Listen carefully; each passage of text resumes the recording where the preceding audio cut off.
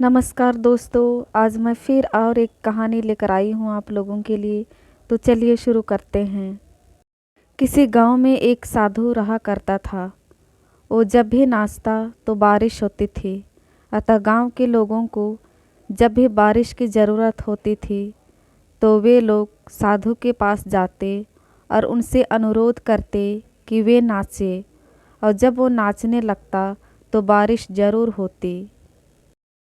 कुछ दिनों बाद 4 लड़के शहर से गांव में घूमने आए।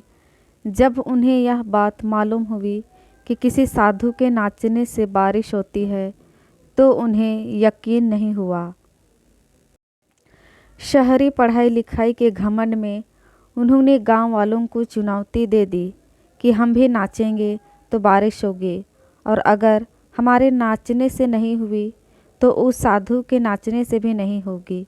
फिर क्या था, अगले दिन सुबह सुबह ही गांव वाले उन लड़कों को लेकर साधु की कुटिया पर पहुँचे। साधु को सारी बात बताई गई। फिर लड़कों ने नाचना शुरू किया। आधे घंटे बीते और पहला लड़का थक कर बैठ गया, पर बादल नहीं दिखे। कुछ देर में दूसरे ने भी यही किया, और 1 घंटा बीतते बीतते बाकी दोनों लड़के भी थक कर बैठ गए, पर बारिश नहीं हुई। अब साधु की बारी थी। उसने नाचना शुरू किया। 1 घंटा बीता, बारिश नहीं हुई। साधु नाचता रहा।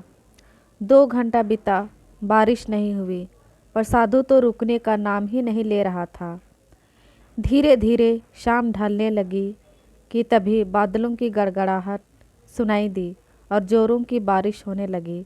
लड़के दंग रह गए और तुरंत साधु से क्षमा मांगी और पूछा,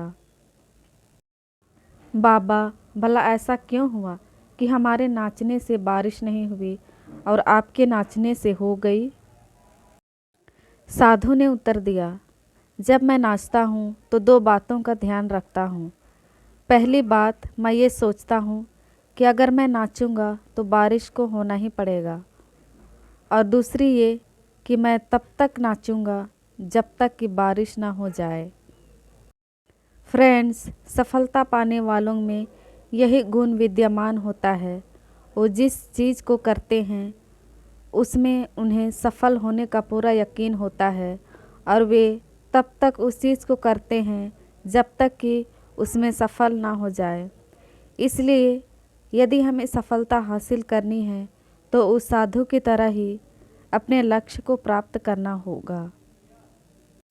दोस्तों, अगर ये कहानी आपको अच्छी लगी तो प्लीज़ हमारे चैनल को लाइक, शेयर एंड सब्सक्राइब करना ना भूलें। धन्यवाद।